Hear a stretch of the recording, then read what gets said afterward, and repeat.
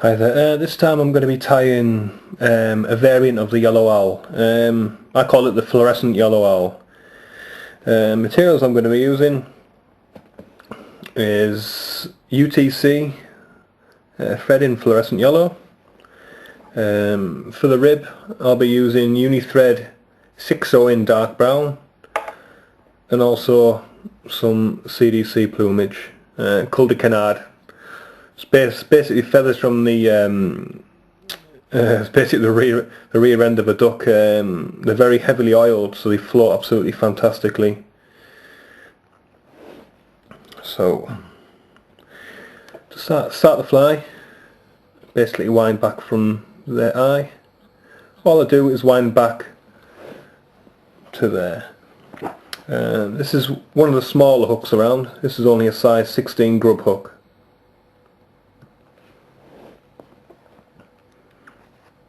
Again, it's one of the Camazan range. Okay, from this point I get 3 CDC feathers and lie them on top of each other. I always tend to use 3 when I'm using CDC patterns like this. Obviously you're going to tie them on a slightly bigger hook, you know, maybe a size 12 or 40 maybe. You might want to choose maybe 4 feathers to use, you know, it's up to yourself. As you can see there, you've got a nice plumage of CDC. What I do from there is I measure the length of the hook, and I always seem to go past maybe 3 or 4 millimeters from the length of the hook, and tie in at the end of your thorax. Okay, make sure you hold your CDC up so it doesn't get wrapped underneath the hook, and wind this up towards the eye. There you go, as you can see it's wound up to the eye. And then trim away your excess. Okay, do one turn underneath. That just basically helps everything sit up nice and neat. And then back over the top and down. Don't worry about the lump at the top, that's going to be fully solved in a little while. Okay. So wind your thread all the way down. At this point maybe cut a 2 to 3 inch length of the dark brown thread.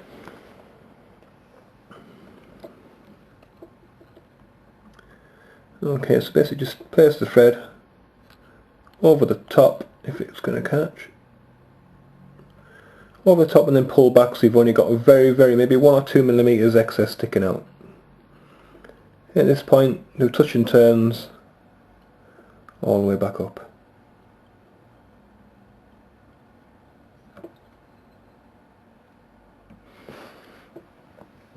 Okay. Another material which I forgot to mention today is we're going to be also using some deer hair. Sorry, not deer hair, hare's ear. Fantastic dubbing, quite buoyant as well on these flies. Okay, so what you basically do from here, take your thread, wind it the opposite way to what you normally wind your thread, and wind it up the body of the fly.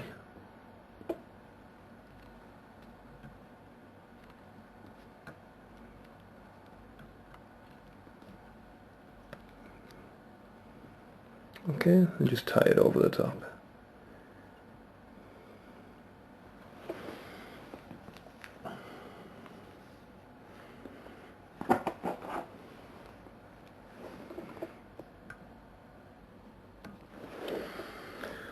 Okay, and just do a couple of turns forward, then come back to the start of your ribbon.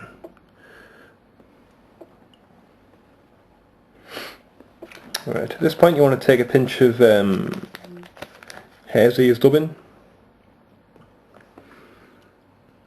and dub it onto the thread. This is basically going to create your thorax of your fly and hopefully imitate the fly actually hatching out of the wing cases. You know, this can also simulate legs, can simulate many things if you're using dubbing on a fly. So, what you do from there is dub it on. Very simple indeed to do.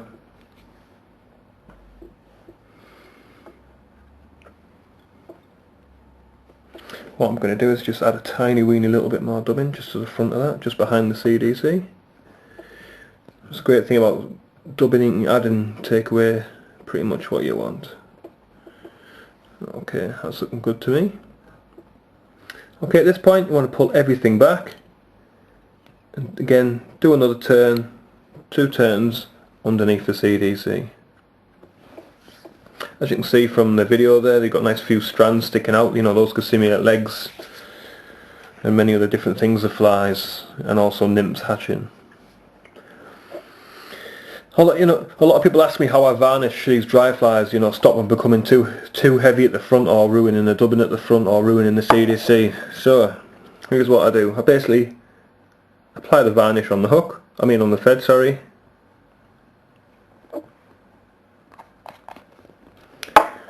Close the lid, take my whip finishing tool, put it in, do 1 turn, 2 turn, and tie off. And that is it.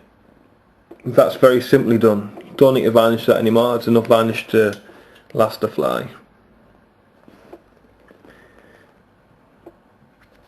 Just take away a couple of the other bigger strands. Okay, next step, what I do, I pull everything forward.